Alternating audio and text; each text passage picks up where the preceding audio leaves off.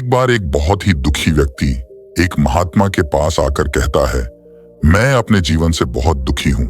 मैं अपनी बीवी, बच्चों और अपने परिवार को भी खुश नहीं रख सकता। मैं अपने लिए भी कुछ नहीं कर पा रहा। कभी कभी तो मुझे अपनी जिंदगी को खत्म कर देने के भी ख्याल आते हैं। आप इतनी साधनाएं करते हैं, इतनी तपस्या करते हैं, क्या आप मुझे कोई ऐसा मार्ग बता सकते हैं जिससे मैं अपने बुरे वक्त से बाहर आ सकूं? मेरा बहुत बुरा समय चल रहा है। 2 वक्त की रोटी का इंतजाम करना भी मेरे लिए बहुत मुश्किल हो गया है।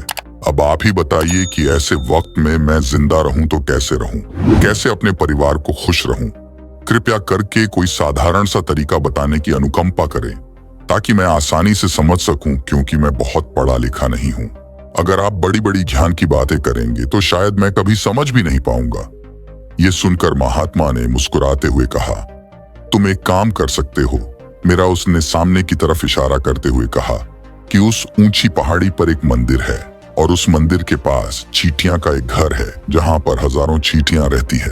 तुम्हें सुनने में बड़ा अजीब लगेगा, लेकिन वो चींटियां उस मंदिर की जमीन को खराब कर देती हैं। उस मिट्टी की उपजाऊ शक्ति वो खत्म कर देती है, जिसके कारण वहां पर कोई भी पेड़ या कोई भी घास पनप नहीं पाती है। तुम मेरा एक काम करो, उसके बाद मैं तुम्हें तुम्हारे सवालों के जवाब दूंगा। तुम 7 दिन तक रोज उस पहाड़ी पर जाओ और उस चींटियां के घर को तहस नहस कर दो, उसको तोड़ दो।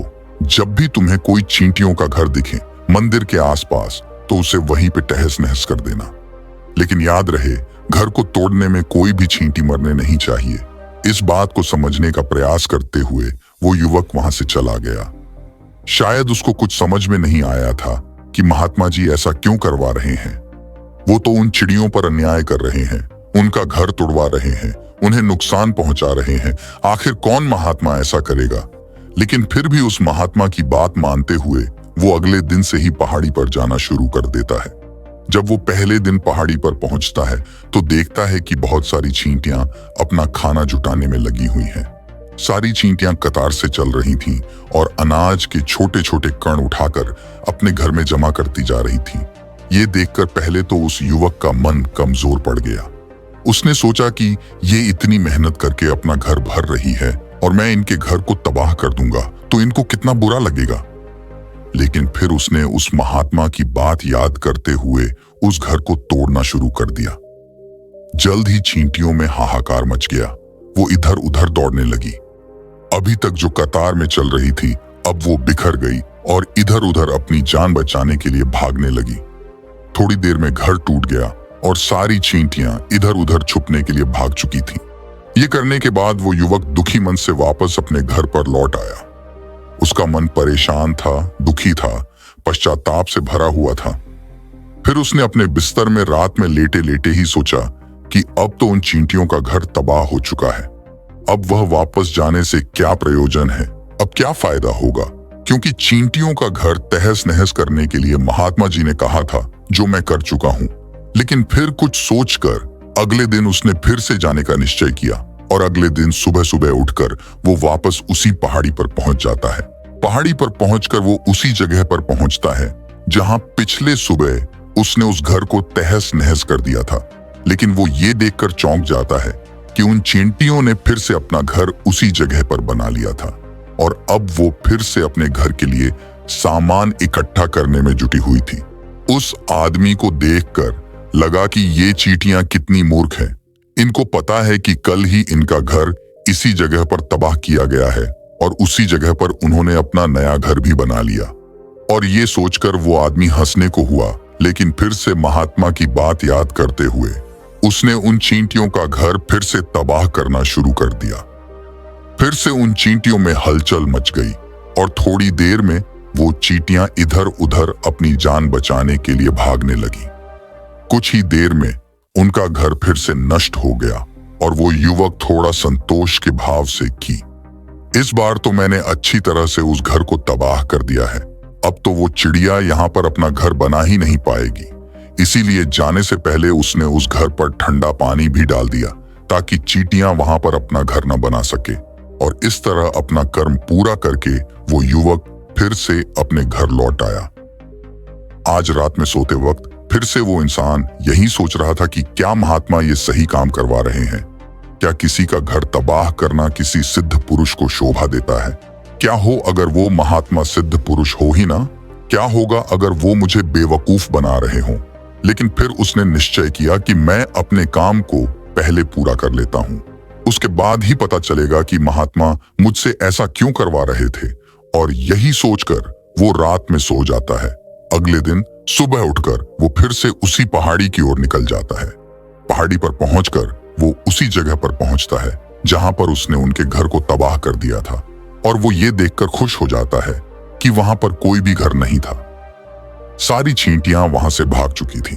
अब उसने सोचा कि अब मेरा रोज रोज आने का क्या प्रयोजन, क्योंकि चींटियां तो अपना घर बदल चुकी हैं और महात्मा जी ने मुझे 7वें दिन आने के लिए कहा था, लेकिन आज तो तीसरा ही दिन है।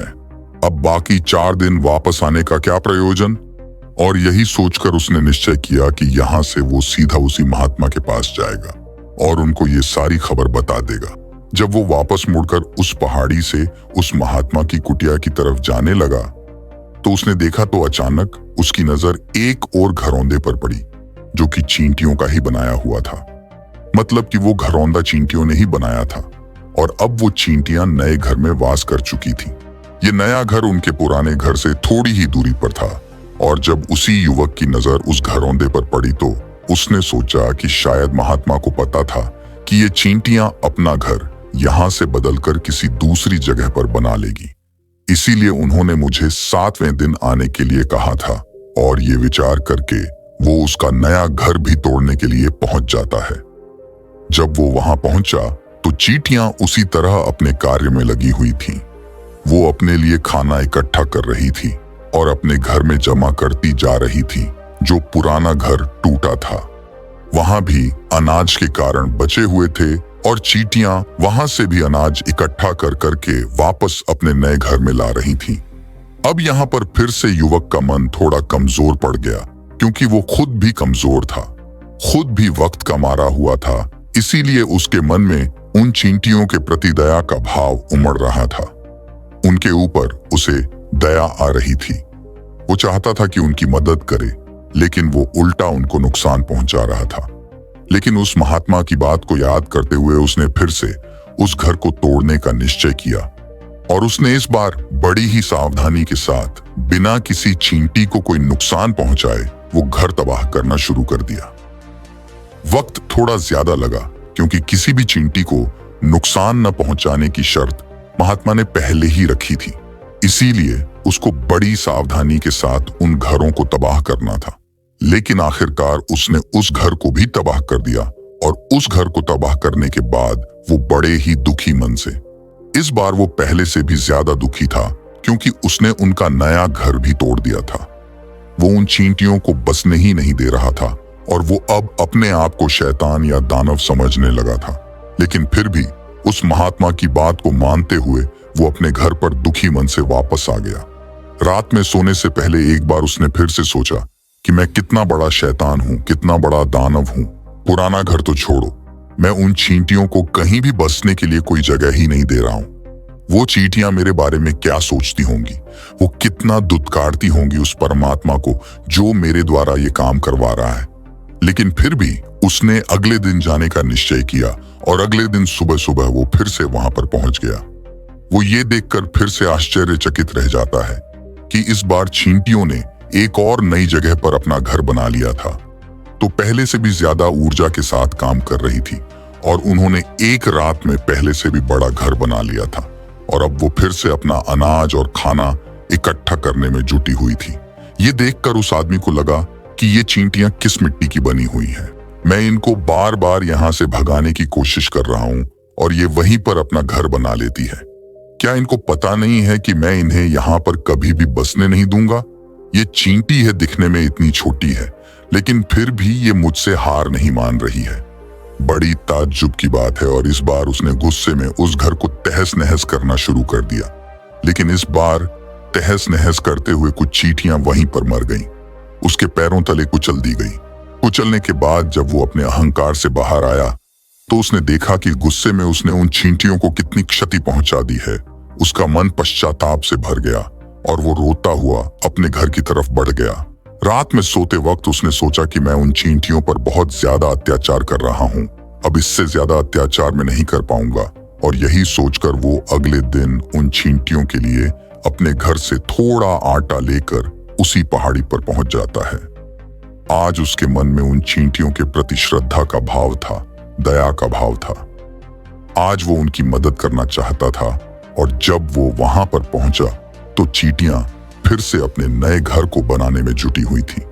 उसने बड़ी ही करुणा के साथ उन चींटियों को अपना लाया हुआ आटा खिलाया और अगले 3 दिनों तक वो ऐसा ही करता रहा। वो रोज सुबह जाता और उन चींटियों को अपने हाथों से आटा खिलाता। 7 दिन के बाद वो युवक उस महात्मा के पास पहुंचकर हाथ जोड़कर बोलता है कि हे महात्मा जी, मुझे माफ कर देना। मैंने उन चींटियों का घर तबाह करने के लिए बहुत कोशिश की। मैंने उनका घर तबाह किया भी एक बार नहीं, 4-4 बार मैंने उनका घर तोड़ा। उसके बाद मैं हिम्मत नहीं कर पाया, उनके घर को नहीं तोड़ पाया। मैं समझ सकता हूं कि मैंने आपका काम पूरा नहीं किया और इसके बदले आप मुझे वो तरीके भी नहीं बताएंगे जो कि मुझे मेरे बुरे समय से बाहर निकाल सकते हैं। लेकिन मुझे इसका कोई खेद नहीं है। मुझे लगता है कि मैंने जो किया वो सही किया, इसीलिए मैं आपसे आज्ञा लेकर वापस जा रहा हूं। कृपया मुझे वापस अपने घर जाने की आज्ञा दीजिए। ये सुनकर महात्मा ने मुस्कुराते हुए कहा कि अरे बेटा, कहां चल दिए? रुको तो सही, जलपान तो कर लो, थोड़ी देर ठहर जाओ, उसके बाद चले जाना।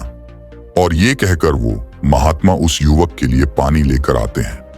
पानी पिलाने के बाद महात्मा उस युवक से पूछते हैं कि तुम मुझे ये बताओ कि आखिर तुम उन चींटियों का घर तबाह क्यों नहीं कर सके? वो चींटियां तो छोटी छोटी हैं और तुम इतने विशालकाय हो, फिर भी तुम उन छोटी छोटी चींटियों का घर तबाह नहीं कर पाए। कहां है तुम्हारी शक्ति, तुम्हारा बाहुबल? इसका जवाब देते हुए उस युवक ने कहा कि हे महात्मा, मैंने उन चींटियों का घर तबाह कर दिया था, बार बार किया था। एक बार तो अपने गुस्से में उन चींटियों को भी मैंने हानि पहुंचा दी थी, लेकिन जिस दिन मैंने उनको हानि पहुंचाई, उसी दिन मेरे को लगा कि मैं इनको क्यों हानि पहुंचा रहा हूं, क्यों इनको इतनी तकलीफ दे रहा हूं। और उसी दिन से मैंने उनको क्षति पहुंचाने की बजाय, नुकसान पहुंचाने की बजाय उनकी सहायता करनी शुरू कर दी। ये सुनकर उस महात्मा ने कहा कि यही तो सीखने की बात है। एक छोटी सी चींटी हमें जीवन का संदेश दे जाती है। मैंने तुम्हें उन चींटियों का घर तबाह करने के लिए नहीं भेजा था। मैंने तुम्हें भेजा था ताकि तुम उन चींटियों से कुछ सीख ले सको। तुम्हें क्या सीख मिली उन चींटियों से, क्या मुझे बता सकते हो? ये सुनकर उस युवक ने पूरी कहानी बयां कर दी। पूरी कहानी सुनने के बाद महात्मा ने मुस्कुराते हुए कहा कि बेटा, पहली सीख जो इन चींटियों से लेने की थी वो ये थी कि तुमने कितनी ही बार उनके घर को तोड़ने की कोशिश की, कितनी ही बार प्रयास किया कि उनका घर तबाह हो जाए, लेकिन वो हर बार अपना नया घर बना लेती थी। उन्होंने कभी भी हार नहीं मानी। अगर वो हार मान लेती तो वो चींटियां तुम्हें वहां पर नहीं मिलती। जीवन कार्यशीलता का नाम है, कर्मशीलता का नाम है। लेकिन हम मनुष्य 1-2 बार हार मिलने पर ही टूट जाते हैं, हताश हो जाते हैं और फिर जीवन में प्रयास ही नहीं करते। और कुछ लोग तो अपनी जिंदगी को खत्म करने पर उतारू हो जाते हैं। लेकिन जानवरों में तुमने एक बात देखी होगी कि वो अपना जीवन खुद से, स्वयं से कभी खत्म कर ही नहीं सकते हैं। तुमने कभी नहीं सुना होगा कि किसी जानवर ने आत्महत्या कर ली, चाहे वो जानवर कितना ही भूखा क्यों ना हो, कितना ही दुखी क्यों ना हो, लेकिन वह अपने जीवन के लिए हमेशा संघर्ष करता रहता है। लेकिन वहीं पर दूसरी तरफ हम मनुष्य 1-2 बार हताश होने पर ही अपना जीवन खत्म कर लेते हैं। जीवन तो कर्मशीलता है। कर्म करने का नाम है जीवन, और मृत्यु आखिरी विश्राम है, परम विश्राम है। इसीलिए मृत्यु से पहले कर्म करना कभी मत छोड़ना, क्योंकि मृत्यु के बाद तो तुम परम विश्राम में चले ही जाओगे। तो उससे पहले कर्म करना क्यों छोड़ रहे हो? क्यों हताश हो रहे हो? अगर तुम्हारा एक घर टूट गया है तो दूसरा घर बनाने का प्रयास करो, कोशिश करो। और कोशिश करने वालों की कभी हार नहीं होती। ये तुम उन चींटियों से देख चुके हो। देखने में तुमसे कितनी छोटी है वो चींटियां, और तुम इतने बड़े हो, लेकिन उनका मन तुम्हारे मन से इतना बड़ा है, इतना विशाल है, इतना दृढ़ संकल्प ही है कि इतनी बार घर टूटने पर भी उन चींटियों ने कभी हार नहीं मानी। दूसरी सीखी यहां से लेने की थी, वो ये थी कि जब भी हमारे ऊपर बुरा समय आता है, हमें लगता है कि ये समय कभी नहीं जाएगा, ये समय मेरे जीवन को बर्बाद कर देगा, मुझे कभी नहीं जीने देगा। और अपने इन्हीं ख्यालों से, अपने इन्हीं विचारों से, जिनका असलियत में कोई भी अस्तित्व नहीं है, वो सिर्फ विचार है और वही विचार हमारे मन को दुखी कर देते हैं और इसीलिए हम प्रयास करना भी छोड़ देते हैं। लेकिन तुम खुद सोचो कि बार बार प्रकृति हमें क्षति पहुंचाएगी, नुकसान पहुंचाएगी, लेकिन कब तक पहुंचाएगी? अगर हम बार बार फिर से उठ के फिर से नया प्रयास करते रहेंगे तो प्रकृति भी हमारे सामने घुटने टेक देगी और वो भी एक दिन हमारे ऊपर दयावान हो जाएगी, कृपालु हो जाएगी और वो हमें सब कुछ देने लगेगी जिसकी हमने कभी कामना की थी। तुमने खुद देखा कि तुम उन चींटियों को तबाह करने के लिए पहुंचे थे, लेकिन बाद में तुम ही उन चिड़ियों को अनाज और आटा देने लगे। तुम ही उन पर कृपालु हो गए। क्यों हुए? क्योंकि तुमने देखा कि वो चींटियां हार ही नहीं मान रही हैं। इसी तरह अगर तुम भी अपने जीवन में कभी हार नहीं मानोगे तो एक ना एक दिन ये प्रकृति तुम्हें वो सब कुछ देगी जो तुम अपने जीवन में पाना चाहते थे। इसीलिए 2 सीख याद रखना, कर्मशीलता कार्य करते जाना और दूसरा कि एक ना एक दिन प्रकृति तुम्हारी उस कर्म का परिणाम तुम्हें जरूर देगी। दोस्तों, आप चैनल को सब्सक्राइब क्यों नहीं करते? प्लीज सब्सक्राइब कर लेना। धन्यवाद।